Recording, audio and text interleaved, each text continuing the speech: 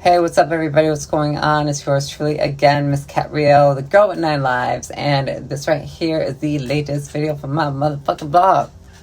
So it's 2023. That kind of sounds weird, having an odd number and an even number together.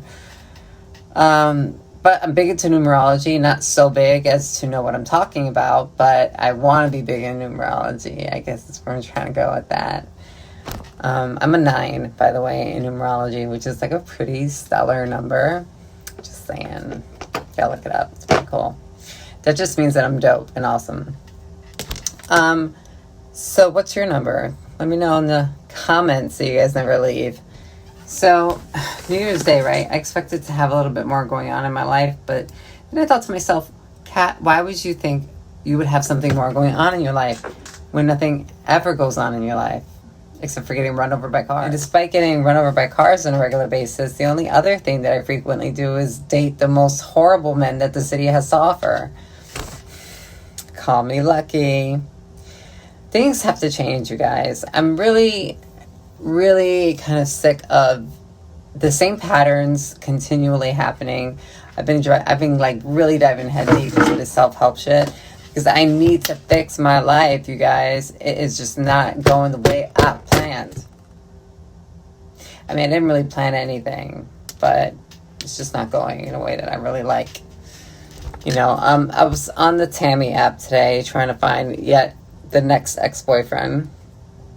And this is how it went. So, and I'm not even trying to lie. I'm not even trying to lie, you guys. I have like over 2,000 messages of guys that want to meet me or talk to me, right? I know you must think that, yeah, I think that is pretty awesome. I'm very flattered by it. However, I can't possibly get to that many men because every day they're adding new men and every day I'm getting new messages. I don't know if my competition on Tammy is just a batch of dogs or what, but they'd be lacking all this. But then again, you never know. These other girls can be getting hit on just as much, if not more, than I'm getting hit on. But in my world, since this is about me, I cannot possibly get to all these messages in time. And guys are funny. You guys are funny when it comes to like your online flirting or your online trying to make a connection. Because this is how a typical conversation goes, right? So let's say I get a message from a guy and it's like, I don't know, like 3 days later, I just happen to come across it. I'm like, oh, hey, how you doing? Usually I get no response at all because they're all like butthurt that I didn't respond sooner. Because, all I have going on is to sit there waiting for your message that may or may not come in. So I respond. So they get butthurt, right? I guess. And then some of them are straight up nasty. They're like straight up foul. They're like, oh, I messaged you the other day. You're too good to message me back. Fuck you. I'm like, oh, okay. Okay. Now I know why you're single. So then there's the other type of person that I encounter on a regular basis. The kind that's like, hey cutie, hey sexy, hey pretty girl, blah, blah, which I love. I love hearing that, right? Mostly because it's true. But it's what follows that's really shocking. So I'm like, hi handsome, how are you? If they're handsome.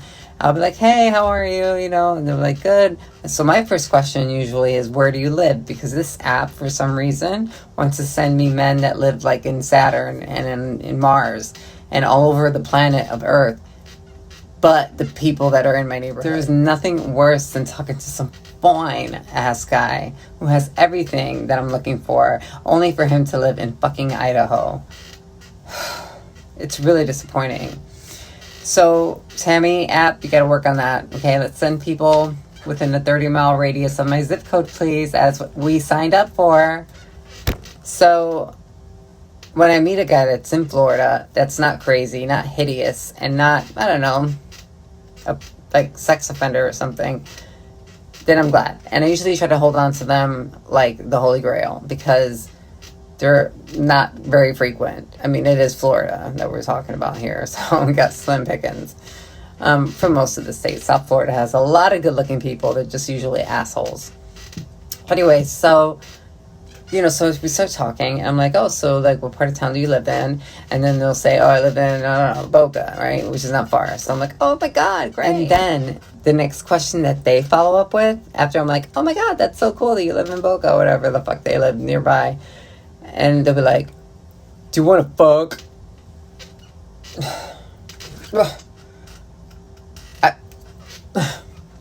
I just got ear raped. Well, I guess I raped because I read it. I didn't hear it. I got eye raped, which is even worse. Because, you have to see.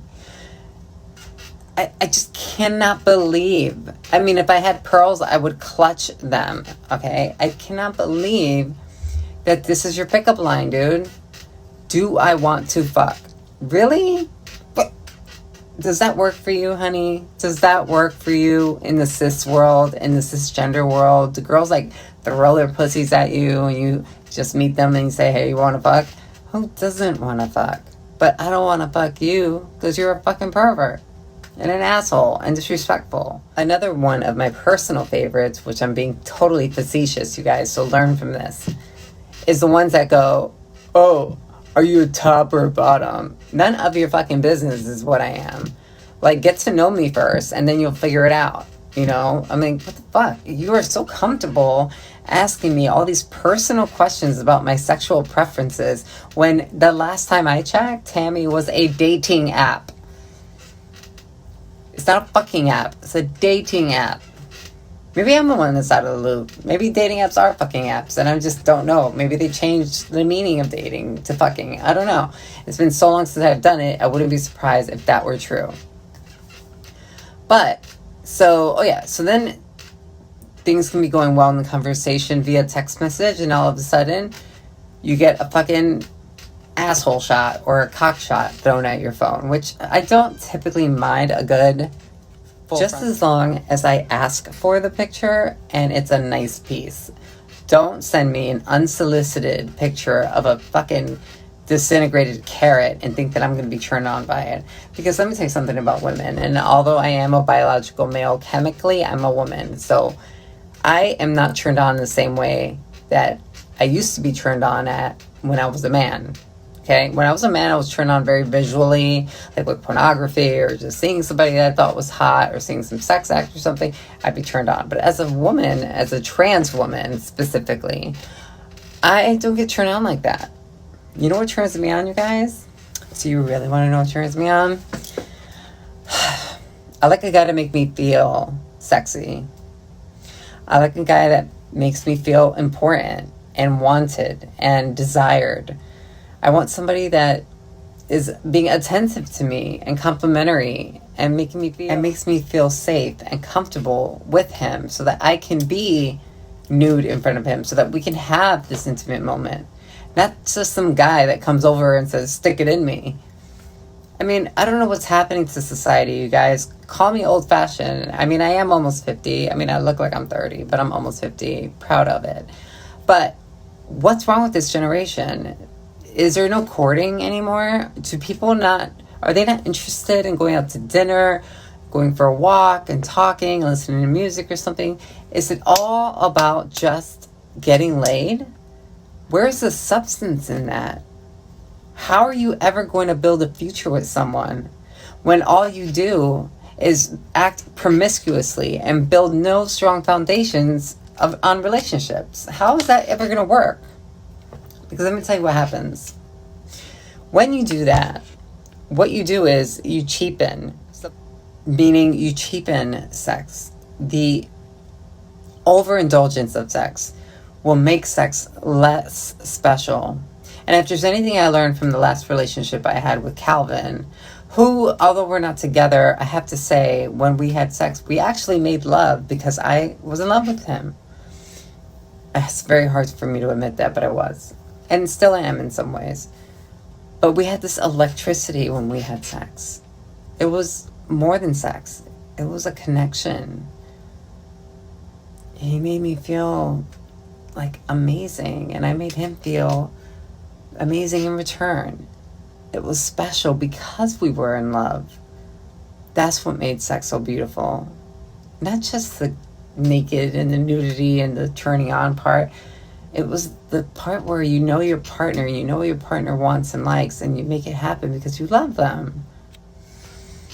And after you experience something like love and making love, although I never really want to hear that term with somebody that I'm just hooking up with, but whenever you experience that type of love, it's very hard to settle for anything less than that.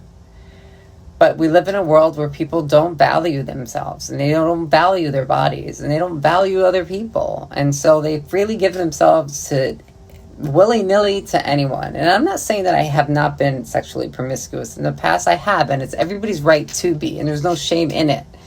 But what I'm saying is there has to come to a point where you want more for yourself, where that type of encounter, that type of sexual encounter is no longer fulfilling. It doesn't satisfy the deepest part of you that wants the companionship and the security of a relationship.